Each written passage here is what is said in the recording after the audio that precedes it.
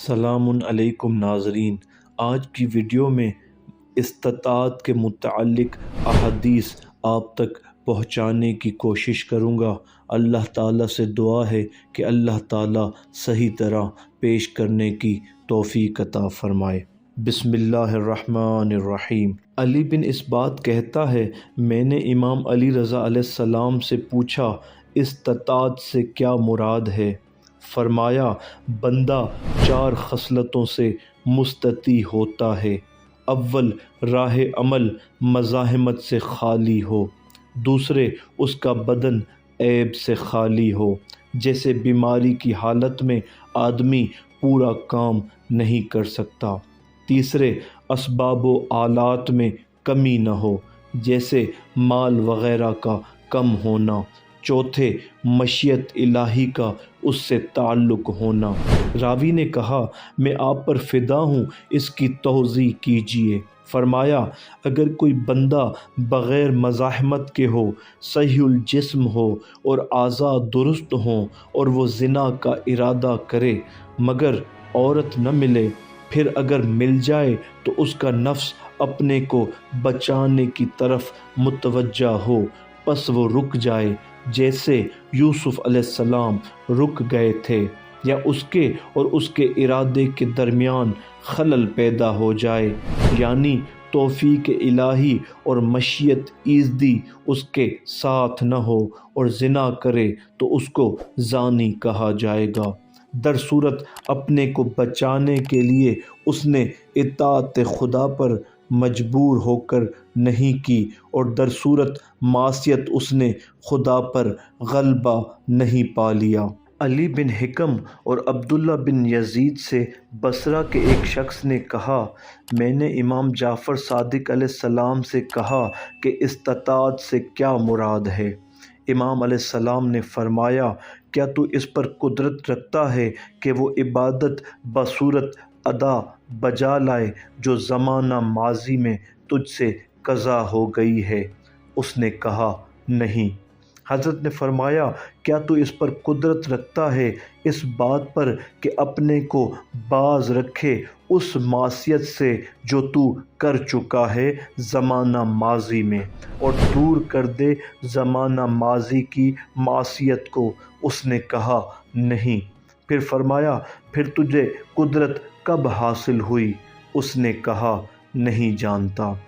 امام علیہ السلام نے فرمایا کہ خدا نے جن لوگوں کو مکلف بنایا ہے تو آلات استطاعت بھی دیے ہیں، تاکہ وہ فعل عمل میں لا سکے جس کا مکلف بنایا گیا ہے۔ یہ استطاعت وقت فعل سے متعلق ہے، نہ کہ اس کو کلی اختیار سپرد کر دیے گئے ہوں۔ پس لوگ قدرت رکھتے ہیں وقت فعل، جبکہ وہ فعل عمل میں لایا جائے، نہ قبل فعل نہ بعد فعل، بلکہ یہ استطاعت صرف وقوع فعل کے وقت ہے۔ پس اگر امر مکلف کو بجا نہ لائے تو وہ صاحب استطاعت نہ کہا جائے گا، کیونکہ فعل کا اظہار نہ ہو پایا، جیسا کہ موسیٰ علیہ السلام سے خضر علیہ السلام نے کہا، اِنَّكَ لَن تَسْتَطِيعَ مَعِيَ صَبْرًا، سورہ کہف آیت نمبر 18۔ کیونکہ صبر کا وقت وقوع فعل اظہار نہ ہوا، اور اللہ تعالیٰ بلند و برتر ہے اس سے کہ ملک میں کوئی ضد بن کر رہے، یعنی جس کو وہ نہ چاہے وہ امر واقع ہو، اس صورت میں اس کی سلطنت ضعیف ہو جائے گی۔ بصری نے کہا کہ اس صورت میں تو لوگوں کا مجبور ہونا لازم آئے گا۔ فرمایا، اگر مجبور قرار دیے گئے تو پھر وہ قابل معافی ہونے چاہئیں۔ اس نے کہا، اگر مجبور نہیں تو پھر تفویض ہے۔ فرمایا، ایسا بھی نہیں کہ خدا اپنے اختیار کھو بیٹھا ہو۔ اس نے کہا، تو لوگوں کے لیے کیا صورت ہوگی جبکہ نہ جبر ہے نہ تفویض؟ فرمایا، خدا کے علم میں یہ بات تھی کہ فلاں شخص عمل کرے گا، لہٰذا خدا نے لوگوں کے لیے عمل کرنے کا سامان فراہم کر دیا۔ پس اگر انہوں نے کوئی کام کرنا چاہا تو اس کی استطاعت ان میں موجود تھی۔ بصری نے کہا کہ یہ حق ہے اور میں گواہی دیتا ہوں کہ آپ اہل بیت نبوت و رسالت سے ہیں۔ حمزہ بن حمران نے امام جعفر صادق علیہ السلام سے پوچھا استطاعت کیا ہے؟ حضرت نے جواب نہ دیا۔ وہ دوسری بار پھر حاضر خدمت ہوا اور کہا اللہ تعالیٰ آپ کو حفظ و امان میں رکھے، میرے دل میں ایک خیال ہے جو اس وقت تک دل سے دور نہ ہوگا جب تک آپ سے جواب نہ سن لوں۔